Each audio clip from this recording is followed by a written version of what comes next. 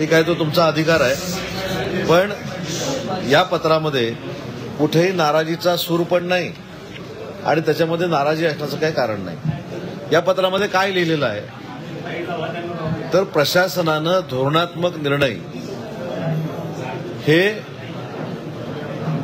त्यांच्या वैयक्तिक पातळीवर घ्यावे किंवा न घ्यावे हा त्यांचा प्रश्न आहे, पण त्याची कल्पना मला द्यावी जेणेकरून अशा पत्रकार परिषदा ज्यावेळी होत असतात त्यावेळी महाराष्ट्र शासनाच्या वतीनं उद्योग विभागाच्या वतीनं महाराष्ट्रातल्या उद्योजकांसाठी एमएसएमईसाठी स्मॉल स्केलसाठी माझ्याकडे शिंदे साहेबांच्या आशीर्वादाने अजून एक विभाग आहे मराठी भाषा, त्या मराठी उद्योजकांसाठी आम्ही काय केलंय हे बाळासाहेब भवनमधनं मी तुम्हाला सांगू शकतो, त्याच्यामध्ये काय वावगं आहे असं मला वाटत नाही।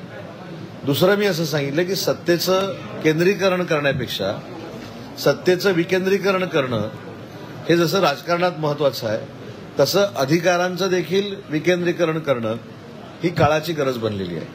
म्हणजे सगळंच मंत्र्याकडे सहीला आलं पाहिजे ही जी काय भूमिका कदाचित मला माहित नाही चांगली आहे की वाईट आहे, मी केलेलं मी काय म्हटलंय त्याच्यामध्ये की माझ्याकडे आल्यानंतर मुंबईला फेऱ्या मारून जर मी एखाद्याचं काम करणार असेल तर त्या फेऱ्या मारणाऱ्यांची एनर्जी किती वेस्ट होणार आहे हे त्या पत्रामध्ये लिहिलेलं आहे।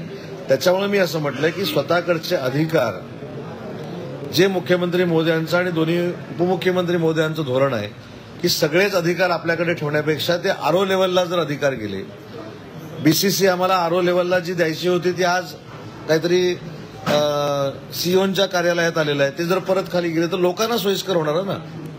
याच्यामध्ये नाराजीचा विषय नाही, याच्यामध्ये मंत्री म्हणून मी माझी भूमिका मांडलेली आहे। आणि दुसरी महत्वाची गोष्ट मी त्याच्यात असं म्हटलेलं आहे, आपण इज ऑफ डुईंग बिझनेसचा चर्चा करतो किंवा त्याचा विचार करतो, याचा अर्थ काय की समोरच्याला जेवढं सोयीस्कर होईल तसं लवकरात लवकर काम करावं असल्याचा मराठीतला अर्थ आहे। मग जर त्याच्यासाठी मी माझ्या प्रधान सचिव जे प्रशासनाचे प्रमुख आहेत त्यांना पत्र दिलंय तर नाराजी कशी काय असू शकते? त्याच्यामुळे अजिबात नाराज नाही आणि नाराजी असण्याचा संबंध नाही हो। मी कॅबिनेट मंत्री आहे, मी उद्योग मंत्री आहे, माझ्या हाताखाली प्रधान सचिव काम करतो, त्याच्यामुळे नाराजी असण्याचं काही प्रश्नच येत नाही। शेवटी मी 2013ला पण मंत्री होतो, 2013ला मी 9 विभागांचा राज्यमंत्री होतो, त्याच्यानंतर मी अंदाज समितीचा अध्यक्ष होतो, त्याच्यानंतर मी म्हाडा प्राधिकरणाचा अध्यक्ष होतो, त्याच्यानंतर मी उच्च व तंत्रशिक्षण विभागाचा मंत्री झालो, त्याच्यानंतर मी आता उद्योग मंत्री आहे। त्याच्यामुळे प्रधान सचिवांचा मान सन्मान, प्रधान सचिवांची खुर्ची, त्यांचे अधिकार आणि मंत्री म्हणून माझे अधिकार हे मला पूर्ण माहिती आहे। त्याच्यामुळे तुमचा जो गैरसमज आहे की मंत्री प्रधान सचिवांवर नाराज झाला किंवा नाराज आहे ते त्यांच्या कार्यप्रणालीवर नाराज आहे असं कुठेही पत्रामध्ये मी लिहिलेलं नाही। उलट प्रधान सचिवांनी उद्योग विभाग हा सहजरित्या सांभाळला पाहिजे, लोकांना त्याचा फायदा झाला पाहिजे, उद्योजकांना त्यांना झाला पाहिजे। आणि या पत्राचा फायदा काय झाला, काल आमचे सचिव जे आहेत, सेक्रेटरी आहेत, ते स्वतः नागपूरमध्ये एका कार्यक्रमाला उपस्थित होते, त्यांनी तिथल्या उद्योजकांची बैठक घेतली। म्हणजे मला असं वाटतं की या पत्राकडे बघताना माझी नाराजी बघण्यापेक्षा कुठेतरी मंत्रालयामध्ये चांगल्या पद्धतीच्या प्रथा आणि परंपरा आणायच्या आहेत यासाठी मी पत्र दिलेलं आहे।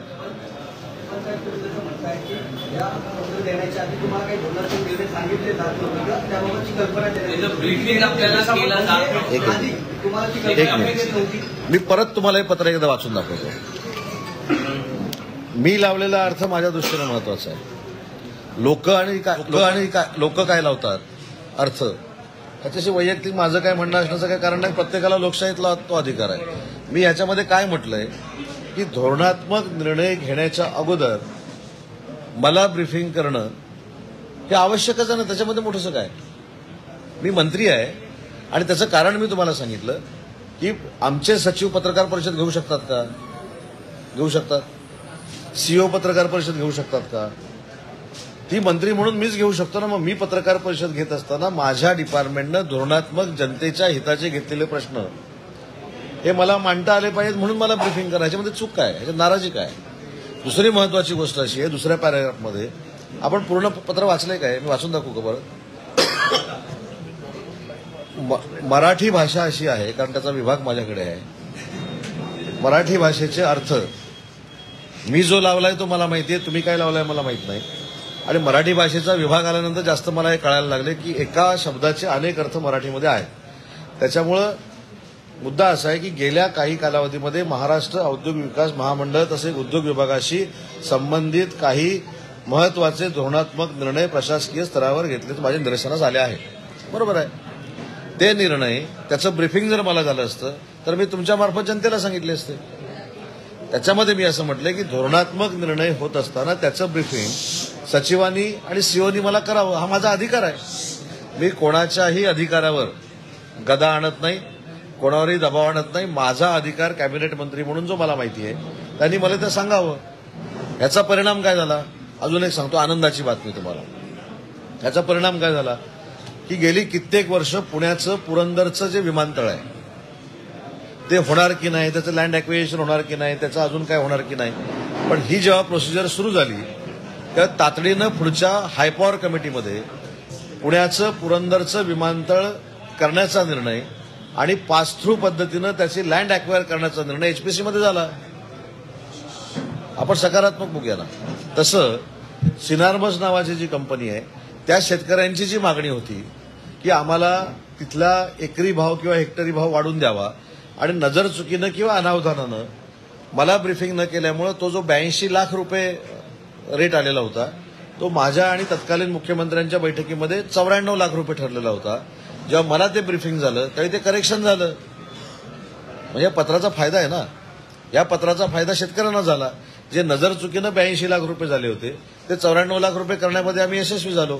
आणि जो सिनार्मस जे पत्रकार परिषद घेतात त्यांच्या काळामध्ये आला होता त्याच्यावर काही कारवाई झाली नव्हती, त्या 20,000 कोटीची इन्व्हेस्टमेंट आम्ही महाराष्ट्रामध्येच ठेवली.